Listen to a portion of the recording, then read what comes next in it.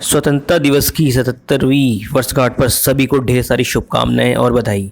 तो फिलहाल आज मैं आप लोग को यहाँ पे कोई स्पीच नहीं दूंगा, बल्कि कुछ ऐसे अहम टॉपिक्स पे चर्चा होगी और क्विज होंगे बच्चों के लिए, जो कि काफ़ी इंपॉर्टेंट है। जितने भी स्टूडेंट ने साइंस लिए यहाँ पे 11th में आगे, तो उनके लिए तो इम्पॉर्टेंट होगी, लेकिन इसके साथ साथ जो बच्चे इंटर में जा चुके हैं उनके लिए भी बहुत ज़्यादा इंपॉर्टेंट होने वाली, क्योंकि ये वाले जो कॉन्सेप्ट होते हैं बहुत कम स्टूडेंट्स के ही क्लियर होते हैं। तो चलिए अपनी स्टार्ट करते हैं एक बहुत ही मज़ेदार बढ़िया लेक्चर, जहाँ पे आपको सीखने को मिलेंगे कुछ ऐसे कॉन्सेप्ट जो शायद ही आपने ना ही जूनियर क्लासेस में देखे होंगे, ना ही आपने, खैर अभी की तो भूल जाइए। ज़्यादातर स्टूडेंट जो साइंस स्ट्रीम लेते हैं वो अपने फ्रेंड्स से इन्फ्लुएंस होकर लेते हैं या फिर पेरेंट्स प्रेशर बनाते हैं। ऐसा मैं नहीं कह रहा हूँ, ऐसा स्टूडेंट का कहना है, ठीक है। तो फिलहाल जितने भी स्टूडेंट हैं जो साइंस स्ट्रीम लिए हैं, चाहे वो आपका पेरेंट्स के कहने में या फिर दोस्त के कहने में, तो डरने की जरूरत नहीं है, क्योंकि आप लोगों के सारे डाउट्स यहाँ पे क्लियर करने वाला हूँ। और जो आपका अंदर का फियर है वो भी यहाँ पे आपका फियर दूर हो जाएगा, क्योंकि यहाँ पे मैं यूनिट्स मेजरमेंट से रिलेटेड कुछ ऐसे कॉन्सेप्ट डील करूंगा जो आपको काफी अच्छा कर देंगे किसी भी न्यूमेरिकल को सॉल्व करने में। इसी के साथ साथ कुछ क्विज भी चलेंगे जो काफ़ी इंपॉर्टेंट रहेंगे आपकी खुद की ग्रोथ के लिए, जिससे आप कोई सी भी अननोन प्रॉब्लम आसानी से सॉल्व कर सकते हैं। तो देखिए, सबसे पहले हम जो यहाँ पे डील करेंगे वो हम यूनिट्स मेजरमेंट से रिलेटेड कुछ ऐसे टॉपिक डील करेंगे जो कि बहुत ही इंपॉर्टेंट है, और बच्चों को तो जब इंटर कर लेते हैं उसके बाद भी 3-4 साल और लगा देते हैं, ये कॉन्सेप्ट क्लियर नहीं हो पाते हैं। ग्राफ वाले तो बिल्कुल भी क्लियर नहीं हो पाते हैं। तो इसी चीज़ को दूर करते हुए यहाँ पे चलते हैं। सबसे पहले हम यहाँ पे बना लेंगे एक ग्लास बना लेंगे, ठीक है। तो यूनिट्स मेजरमेंट में सबसे पहले हम यहाँ पे हम लीटर को रिप्रेजेंट करेंगे, फिर उसके बाद मीटर को, ठीक है। तो यहाँ पे यूनिट्स मेजरमेंट चल रहा है। तो यहाँ पे देखिए, अब हम बनाएंगे एक प्यारा सा ग्लास जिसमें हम डालेंगे कोई सा भी फ्लूइड में आपका कुछ भी हो सकता है, पानी भी हो सकता है, ऑयल भी हो सकता है, और आपका कुछ भी हो सकता है, आपका मिल्क भी हो सकता है, ठीक है। तो जो आपको बढ़िया लगे वो उसमें डाल लीजिए। तो फिलहाल यहाँ पे हम डालेंगे, आपका वाटर ले लेते हैं सबसे सिंपल, ठीक है। तो यहाँ पे हम पहले ग्लास ड्रॉ करेंगे, उस पर फिर हम देखेंगे कि उसके अंदर जो चीज़ फिल्ड है उसको किससे रिप्रेजेंट किया जाता है। फिर हम देखेंगे जिस ग्लास में वो चीज़ फिल्ड है उसको हम किस डायमेंशन से मेजर कर सकते हैं, ठीक है। तो बहुत ही मज़ेदार होने वाला है। इसी के साथ आप लोगों के कुछ क्विज भी रहेंगे, कुछ क्वेश्चंस के आंसर देने हैं आपको। तो देखते हैं आप लोगों ने क्या सीखा, ठीक है। जैसे मेरे हाथ में पेन है, ठीक है, ये मार्कर है, इसको किससे रिप्रेजेंट किया जाता है? इसको हम रिप्रेजेंट कर सकते हैं मीटर से, ठीक है। लीनियर डायमेंशन, लीनियर यानी कि जो हम मेजर कर सकते हैं लेंथ के, ठीक है। आप बार उसको आ गए होंगे, बार बार कह रहा हूँ, वहाँ पे आप दर्जी का आ गए होंगे, उसने मीटर स्केल देखा होगा, ठीक है। तो वो क्या है? Metre scale. तो मीटर स्केल किससे क्या हो सकता है? मीटर स्केल से लेंथ मेजर की जाती है, ठीक है। तो यहाँ पे सबसे पहले हम एक ग्लास ड्रॉ कर लेते हैं, बहुत ही बढ़िया प्यारा सा ग्लास ड्रॉ कर लेते हैं। इसमें जो आपकी मनपसंद की चीज़ है वो डाल लेना, ठीक है। तो फिलहाल मैंने तो यहाँ वाटर फिल्ड कर लिया है, आपको जो डालना है डाल लो अपना, ठीक है। तो इसके अंदर क्या भरा हुआ है? आपका एक लिक्विड भरा हुआ है, ठीक है। मैंने पानी भरा हुआ है, आपने जो डालना है वो डाल लो यहाँ पे। अब देखते हैं कि इसको रिप्रेजेंट किससे कर सकते हैं, इसको मेजर की, ठीक। तो मेजरमेंट करने के लिए क्या यूज़ किया जाता है? आपकी यूनिट्स की जाती हैं। यूनिट्स जो रिप्रेजेंट करती हैं किसी भी फिजिकल क्वांटिटीज़ को रिप्रेजेंट करती हैं। जिस तरह किसी भी कंट्री या किसी भी स्टेट को हम ड्रेस से आपका पहचानते हैं, ठीक है। जैसे हमारी कुमाऊँ की अलग है, ठीक है, कुमाऊँ की ड्रेस अलग सिग्निफाई करती है, ठीक है, उसकी अलग एक ड्रेस कोड है, और नॉर्थ ईस्ट का अलग है। तो हर किसी का ड्रेस कोड होता है। उसी तरह फिजिकल क्वांटिटीज़ का भी क्या होती है? यूनिट्स होती है जिससे हम रिप्रेजेंट करते हैं। तो यहाँ पे लिक्विड है, तो लिक्विड को मेजर करने के लिए क्या होगा? लीटर यूज़ करेंगे, ठीक है। स्टैंडर्ड यूनिट लीटर, जो कि इंटरनेशनल सिस्टम में एडॉप्ट की गई है। अलग अलग तरह के यूनिट सिस्टम होते हैं, तो इंटरनेशनल सिस्टम की बात करेंगे तो 1 लीटर में कितने आपके होते हैं? 1000 ml होते हैं। बहुत इंपॉर्टेंट कॉन्सेप्ट है। 1 लीटर में 1000 ml होते हैं। अब स्टूडेंट को कन्वर्ट करना नहीं आता है यहाँ पे कि 1 लीटर में कितने होते हैं और ml में कितने होते हैं। सबसे पहले किसी भी लिक्विड को किससे रिप्रेजेंट किया जाता है? लिक्विड की फिजिकल क्वांटिटी से रिप्रेजेंट किया जाता है, ठीक है। तो इसकी यूनिट क्या होती है? लीटर होती है। तो 1 लीटर में कितने आपके? 1000 ml होते हैं। अगर मैं कह दूं 1 ml में कितने लीटर होते हैं, तो आपको कुछ नहीं करना है, 1000 को नीचे ले आना है। ये देखो, नीचे यहाँ पे खींच के ले आएंगे, तो 1 ml में कितने लीटर हो जाएंगे? 1/1000। बहुत ही इंपॉर्टेंट, बहुत ही मजेदार कॉन्सेप्ट चल रहे हैं यहाँ पे। तो इसको मैं नीचे ले आया, तो यहाँ पे देखिए, तो 1 ml, अब मैं ml को ले आऊंगा तो क्या हो जाएगा बताओ? 1/1000। 1000 को नीचे ले आए तो कितना हो गया? 1/1000 लीटर। अब इसे आप स्टैंडर्ड फॉर्म में कन्वर्ट कर सकते हैं। अब आप कहेंगे स्टैंडर्ड फॉर्म क्या होती है? 10 की पावर में जो चीज़ लिखी जाती है वो स्टैंडर्ड फॉर्म होती है। तो 10 की पावर में यहाँ पे रिप्रेजेंट कर देंगे स्टैंडर्ड फॉर्म। तो कितना हो जाएगा? 10 की पावर 3। 1000 को क्या लिख दिया? 10 की पावर 3, ठीक है। 3 क्यों आया? क्योंकि 3 जीरो है, ठीक है, 10 की पावर 3, पावर में 3 इसलिए आया क्योंकि 3 जीरो है। अब मैं इसको ऊपर ले जाऊंगा, जो +3 नीचे है, 10 की पावर +3 है, तो ऊपर जाके क्या हो जाएगा, -3 हो जाएगा। ये देखो 10 की पावर -3 हो गया। ठीक है, तो ये बहुत ही बढ़िया कॉन्सेप्ट है, कन्वर्ट करना आना चाहिए। अगर 1 ml बोल दिया कितने लीटर हो जाएंगे, 10 की पावर -3 लीटर हो जाएंगे। ठीक है, मिली कहते हैं इसको, क्या कहते हैं, मिली। ठीक है, इसको तो यहाँ मिली, आपको कहाँ मिली दे बताएगा। ठीक है, तो देखिए ये ml हो गया, मिली। ठीक है, तो 1 ml में कितने लीटर हो गए, 10 की पावर -3 लीटर हो गए। ठीक है, which is more important concept. ठीक है, अब यहाँ पे हम दूसरा कन्वर्जन देखते हैं, लेकिन उससे पहले आपको कन्वर्ट करना आना चाहिए कि 1 ml में कितने लीटर होते हैं और 1 लीटर में कितने ml होते हैं। 1 लीटर में 1000 ml है, तो 1 ml में कितने हो जाएंगे आपके, 10 की पावर -3 यानी 1/1000। ठीक है, 1000 को नीचे खींच के लिया है यहाँ पे। ठीक है, अब यहाँ पे देखना है आपको, तो इस तरह की यूनिट कन्वर्जन आपको आने चाहिए। बहुत सिंपल रिलेशन होता है, 1 to 1 रिलेशन होता है, इसको आप ऊपर नीचे कर सकते हैं। ठीक है, जो भी चीज पूछी है, अगर 1 लीटर बोला है तो 1000 ml। ठीक है, अगला आता है यहाँ पे हम बात करेंगे सेंटीलीटर। ठीक है, सेंटी। ठीक है, आप लोग ज्यादा सेंटी हो जाते हैं ज्यादातर, मतलब क्या कहते हैं, क्वेश्चन अगर थोड़ा सा भी टफ हो जाए, आपको लगता है टफ होता नहीं है, आपके कॉन्सेप्ट नहीं होते तो इसलिए आपको टफ लगता है। तो यहाँ पे देखिए 1 सेंटीलीटर में कितने हो जाएंगे, 10 की पावर -2। ठीक है, जैसे 1 ml में -3, 10 की पावर -3, 1 सेंटी में -2, और डेसी में कितना हो जाएगा, 10 की पावर -1। ठीक है, 1 डेसी। तो इसको दिमाग में रख लीजिए, सेंटी यानी 10 की पावर -2 और डेसी यानी -1। ठीक है, तो बहुत इंपॉर्टेंट कॉन्सेप्ट है। पेन चल नहीं रहा, दूसरा कौन, ये वाला पेन ले लेते हैं, हाँ, red pen is more better. तो यहाँ पे हमने बात की कि कैसे लिक्विड को हम मेजर करते हैं लीटर में, और लीटर से छोटी यूनिट्स कौन कौन सी होती है उनमें कन्वर्ट करके दिखाया कि लीटर को हमने ml में कन्वर्ट किया, वो और छोटी यूनिट है। जैसे 1 लीटर में 1000 आपके ml हो गए। ठीक है, मिली लीटर हो गए। तो अब हम यहाँ पे बात करेंगे कुछ ऐसी डायमेंशंस की, फिजिकल डायमेंशंस की, जिसमें ये लिक्विड फॉर्म में जो आपके कोई भी आपका फ्लूइड है वो रखा जाता है। तो जैसे ग्लास है, ग्लास में वाटर रखा हुआ है, कोई सा भी लिक्विड जो आपको पसंद है वो रख दिया है। अब हम इसकी बाहर की डायमेंशन की बात करेंगे, ज़्यादातर इसमें आपका लेंथ में मेजर की जाती है। ठीक है, लेंथ का कॉन्सेप्ट बहुत इंपॉर्टेंट है। ठीक है, तो किसी भी चीज़ को मेजर करने के लिए लीनियर डायमेंशन, यानी कि जो आपकी सीधी, जैसे मेरे हाथ में पेन है, इसको मेजर करना है तो उसकी लेंथ। ठीक है, तो ये किससे मेजर की जाएगी, आपका मीटर में। तो 1 मीटर में सबसे पहले बात आती है कि कितने सेंटीमीटर होते हैं, और 1 किलोमीटर में कितने मीटर होते हैं वो भी पता होना चाहिए। तो सबसे पहले जब आपने देखा होगा मीटर स्केल, किसी भी आपने जाएंगे, आपका दर्जी के वहाँ जाएंगे। ठीक है, तो दर्जी के वहाँ जाएंगे तो उसके पास एक बहुत बड़ा स्केल होता है या एक फीता होता है जिससे वो नापता है आपकी ड्रेस।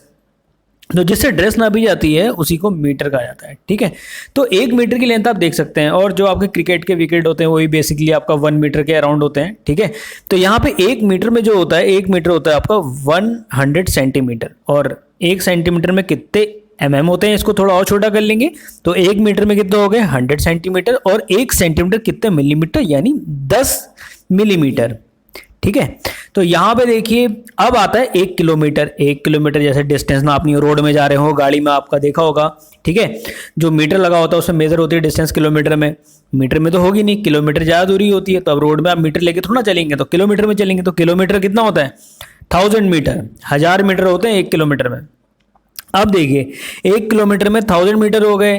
ठीक है, और 1 मीटर में कितने सेंटीमीटर, 100 सेंटीमीटर हो गए, और 1 सेंटीमीटर में आपके 10 mm हो गए। अब हम क्या करेंगे, इन तीनों क्वांटिटीज को आपस में रिलेट करते चलेंगे, आपस में रिलेट करते चलेंगे। बहुत जरूरी है रिलेट करना। ठीक है, अगर आप ये रिलेट करना सीखे तो आप न्यूमेरिकल भी आसानी से सॉल्व कर सकते हैं।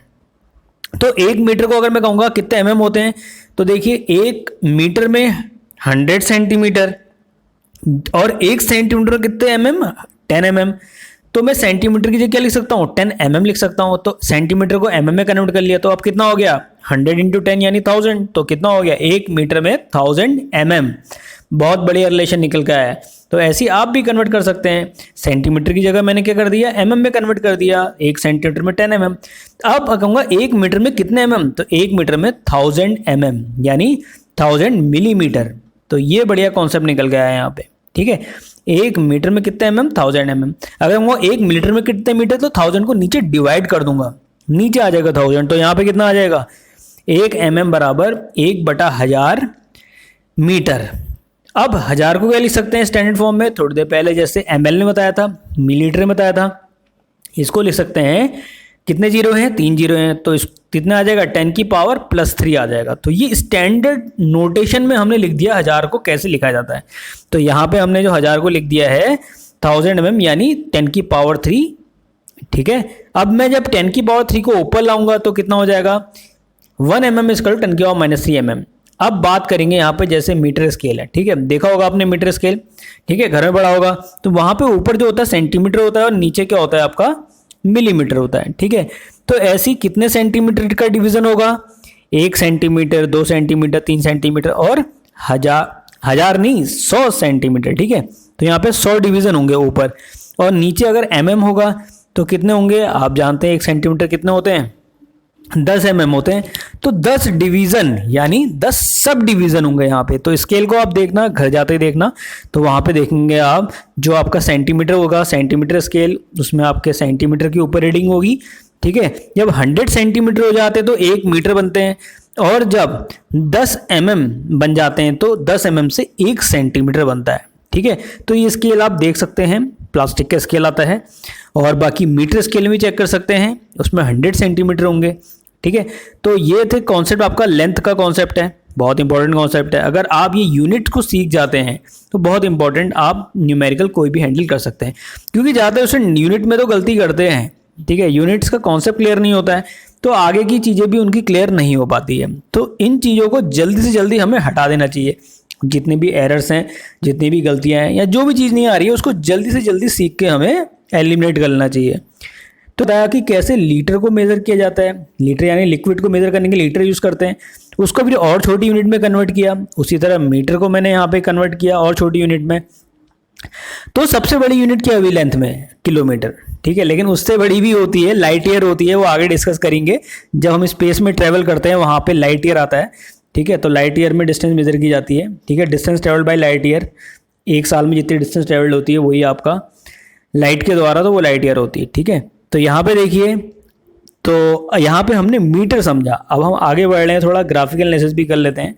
तो इन चीज़ों को नोट कर लीजिए, क्योंकि ये आपके न्यूमेरिकल्स को बहुत ईजी और बहुत बढ़िया और बहुत ही आसान बना देंगे, ठीक है। तो इसके लिए कोई भी कॉम्प्रोमाइज़ नहीं चलेगा, बहुत ही मज़ेदार कॉन्सेप्ट है, इसको नोट कर लीजिए, ठीक है, मेरे मिटाने से पहले।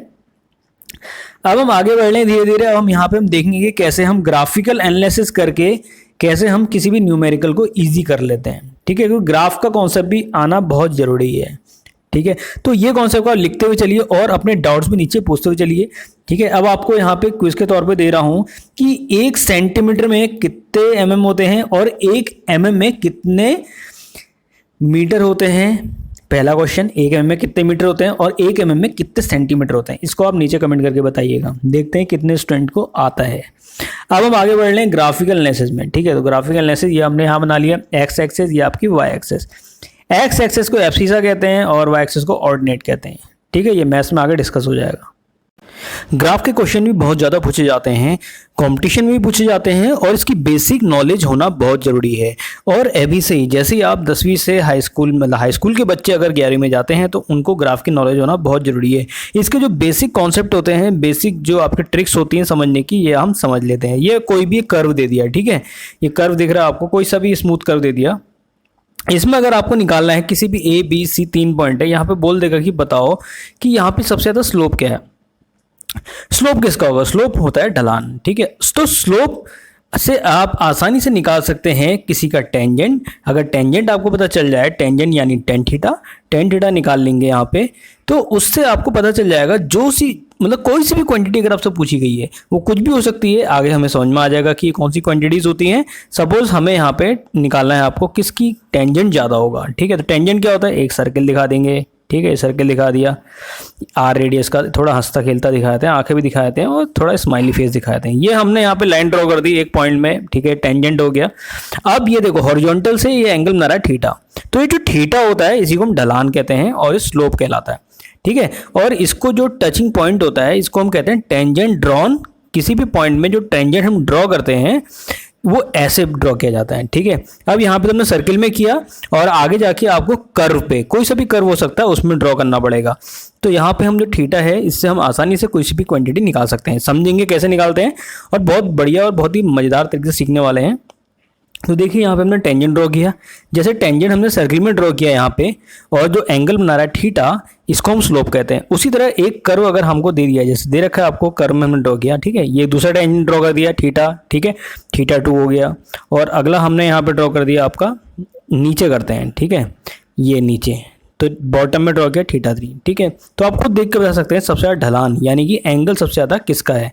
तो देखिए थीटा 1, थीटा 2, थीटा 3, तो आपको साफ दिख के पता लग रहा है कि थीटा 1 ज़्यादा है थीटा 2 से, और सबसे कम कौन सा है, थीटा 3, यानी सबसे ज़्यादा ढलान कम है वो कहाँ पे है, थीटा 3 में, ठीक है। उसके बाद आपका थीटा 2 में, और सबसे ज़्यादा ढलान जो है थीटा 1 में। उसी तरह ए बी सी 3 पॉइंट है, यहाँ पे हम टेंजेंट ड्रॉ कर लेंगे, ये थीटा ए हो गया, ए पॉइंट में है, दूसरा हमने टेंजेंट ड्रॉ कर दिया बी पे, थीटा बी हो गया, और एक तीसरा कर दिया थीटा सी। आप खुद देख के बताइए कि सबसे ज़्यादा ढलान यहाँ पे कौन से पॉइंट में है। अगर आपको दिख रहा होगा यहाँ पे, तो सबसे ज़्यादा जो एंगल बन रहा है वो बन रहा है आपका ए पे, ठीक है। जैसे थीटा निकाल दिया तो हम टेन थीटा निकाल लेंगे। टेन थीटा क्या होता है, Y axis upon X axis. Y axis में जो क्वांटिटी होगी उसको लिख लेंगे, एक्स एक्सिस में जो क्वांटिटी होगी उसको लिख लेंगे। तो दो क्वांटिटीज लिख के आसानी से हम एक तीसरी फिजिकल क्वांटिटी निकाल सकते हैं कि आखिर कौन सी वैल्यू है। सपोज वाई एक्सिस मैंने वी लिख लिया, यानी वी यानी पोटेंशियल, 10वीं के बच्चे पढ़ के आए हुए हैं इलेक्ट्रिसिटी को, करंट इलेक्ट्रिसिटी को, और एक्स एक्सिस हमने आई लिख लिया यानी आपका करंट हो गया। और वाई एक्सिस में पोटेंशियल है और एक्स एक्सिस में करंट है। तो वी अपॉन आई क्या होता है, रेजिस्टेंस होता है। किसी भी तार का जो, किसी वायर का जो रेजिस्टेंस होता है वो आर होता है। तो टेन थीटा क्या आ गया, वी अपॉन आई, जो कहलाता है रेजिस्टेंस। तो टेन थीटा क्या दिखाएगा यहाँ पे, टेन थीटा से क्या पता चलेगा, हमें रेजिस्टेंस पता चलेगा। अगर थीटा ज़्यादा होगा तो टेन थीटा ज़्यादा होगा, अगर टेन थीटा ज़्यादा होगा तो रेजिस्टेंस ज़्यादा होगा, ठीक है। तो देखिए ए पॉइंट में थीटा ज़्यादा है, एंगल ज़्यादा कौन सा है, ए पॉइंट का, उसके बाद बी पॉइंट का, उसके बाद सी पॉइंट का। तो यहाँ पे 3 पॉइंट में आपके ए बी सी, तो 3 पॉइंट में हमने tan theta A, tan theta B, tan theta सी।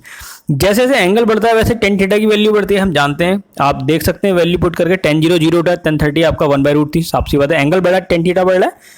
तो उसी तरह टेन थीटा ए ज़्यादा है तो रेजिस्टेंस ए पॉइंट का ज़्यादा होगा, और बी पॉइंट का उसके बाद होगा, और सी पॉइंट का उससे कम होगा। तो यहाँ से हम ग्राफिकल एनालिसिस हम आसानी से निकाल सकते हैं किसी भी पॉइंट पे कोई भी फिजिकल क्वांटिटी जिसके लिए हमें चाहिए होता है टेंजेंट। तो टेंजेंट आप कर्व पे ड्रॉ कर दीजिए, तो टेंजेंट आपको पता चल जाएगा। टेंजेंट पता लग गया तो उस पर हम फिजिकल क्वांटिटी आसानी से निकाल सकते हैं, बहुत मज़ेदार तरीके से। बहुत सिंपल तरीका है, बहुत बढ़िया तरीका है। अगर इन तरीकों को आप सीख जाते हैं तो आपकी 75% प्रॉब्लम सॉल्व हो जाती है, ठीक है। तो बेसिक कॉन्सेप्ट आप मौजूद कर लीजिए, तो वहाँ से आपके बड़े से बड़ी ट्रिकी प्रॉब्लम भी आसानी से सॉल्व हो जाती है। तो ये से कॉन्सेप्ट बहुत मज़ेदार वाले, तो इनको सीखिए और इन्जॉय करिए। तो स्लोप मेथड हमने सीखी यहाँ पे। दूसरा हमने यूनिट कन्वर्जन में 2 चीज़ें सीखी, ये लीटर सीखा कि हमने लिक्विड को कैसे मेजर करते हैं, और आपका मीटर को, ठीक है, लेंथ में। तो यहाँ से हमने बहुत बढ़िया तरीके से सीखा आपका ग्राफिकल एनालिसिस से, ठीक है। ग्राफिकल एनालिसिस आप करिए और इसी तरह के और भी कर्व ड्रॉ करिए। अगर मैं यहाँ पे v की जगह i कर दूँ, y एक्सिस में i कर दूँ और x एक्सिस में v कर दूँ। अब आपको बताना है कि a b c 3 पॉइंट हैं, तो उसमें रेजिस्टेंस ज़्यादा किसका होगा, और रिलेशन भी बताना है कि कौन सा रिलेशन आपका यहाँ पे निकल के आ गया। जैसे tan theta is equal to V upon I निकल के आया, उसी तरह यहाँ पे आई अपॉन वी आएगा। तो आप बताना है कि रेजिस्टेंस और स्लोप का क्या रिलेशन आ रहा है। तो उसी के बेसिस में आपको बताना है 3 पॉइंट में सबसे ज़्यादा रेजिस्टेंस किसका होगा। तो जहाँ भी रहिए सीखते रहिए और इन्जॉय करिए और कॉन्सेप्ट को अपने स्ट्रॉन्ग करिए। और हाँ, अपने डाउट पूछना ना भूले, जो क्वेश्चन दिए गए हैं उनके आंसर नीचे कमेंट करना ना भूलें। मिलते हैं एक बढ़िया से प्यार से लेक्चर बताएंगे।